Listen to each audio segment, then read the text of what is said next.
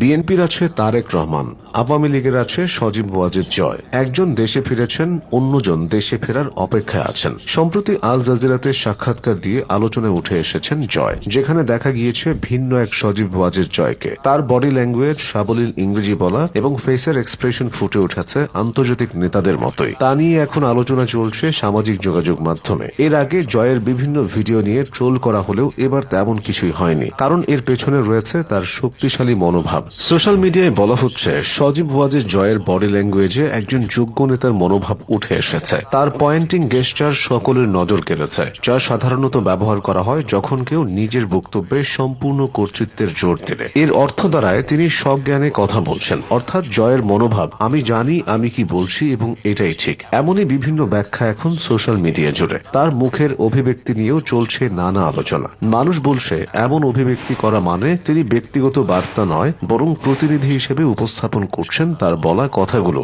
যার অর্থ আমি আবেগ দেখাতে আসিনি, বার্তা দিতে এসেছি। তবে যে বিষয়টি সবার নজর কেড়েছে তা সজীব ওয়াজের বসার ভঙ্গি। একজন আন্তর্জাতিক নেতার মতোই তিনি বসেছিলেন সাক্ষাৎকারে, এক পা আরেক পায়ের উপর এবং শরীর সামান্য সামনে নিয়ে আসাকে অনেকে আত্মবিশ্বাস হিসেবে উল্লেখ করছেন। সাধারণত যারা ভীত হয় তারা এমন সরাসরি সাক্ষাৎকারে নিজেকে গুটিয়ে রাখেন, কিন্তু সজীব ওয়াজেদ জয়ের মাঝে সেরকম কোনো লক্ষণ দেখা যায়নি বলে তাকে নিয়ে এত আলোচনা। এছাড়াও সাংবাদিকের সকল প্রশ্নের জবাব তিনি দিয়েছেন বেশ সাবলীল ভাষায়, যা নিয়ে অনেকেই লিখছে ফেসবুকে। সব মিলিয়ে তার ভিন্ন ধরনের নেতাসুলভ ব্যক্তিত্বতে খুশি হয়েছেন অনেকে। সজীব ওয়াজেদ জয় 1971 সালের 27 জুলাই স্বাধীনতা যুদ্ধ চলাকালীন জন্মগ্রহণ করেন। সজীব ওয়াজেদ জয়ের পড়াশোনার প্রথম অংশ কাটে ভারতে। সেখানে বোর্ডিং স্কুলে পড়াশোনা করেছেন তিনি, যার মধ্যে রয়েছে নৈনিতালের সেন্ট জোসেফ কলেজ এবং তামিলনাড়ুর পালানি পাহাড়ের কোডাইকানাল ইন্টারন্যাশনাল স্কুল। এরপর তিনি প্রখ্যাত বেঙ্গালুরু বিশ্ববিদ্যালয় থেকে কম্পিউটার সায়েন্স নিয়ে পড়াশোনা করেন। তারপর চলে যান মার্কিন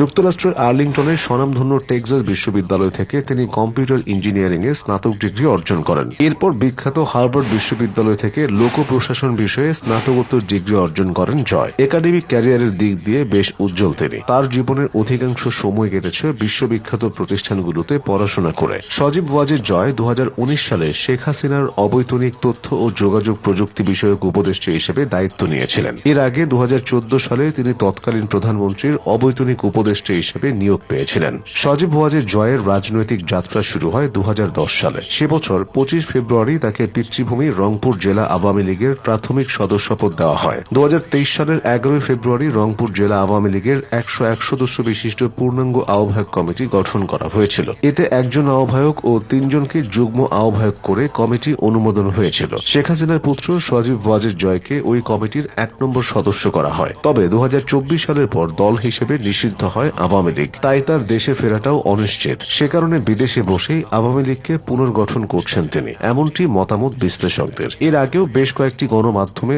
অনলাইন সাক্ষাৎকার দিয়েছিলেন সজীব ওয়াজেদ জয়, তবে প্রতিবারই তাকে নিয়ে করা হয়েছে সমালোচনা। কিন্তু এবার সরাসরি সাক্ষাৎকার এবং নিজের ব্যক্তিত্ব দিয়ে অনেককে অবাক করেছেন তিনি। তাই দল হিসেবে নিষিদ্ধ আওয়ামী লীগ সমর্থকরা এখন স্বপ্ন দেখছে জয়ের হাত ধরে নতুন করে গড়ে ওঠার।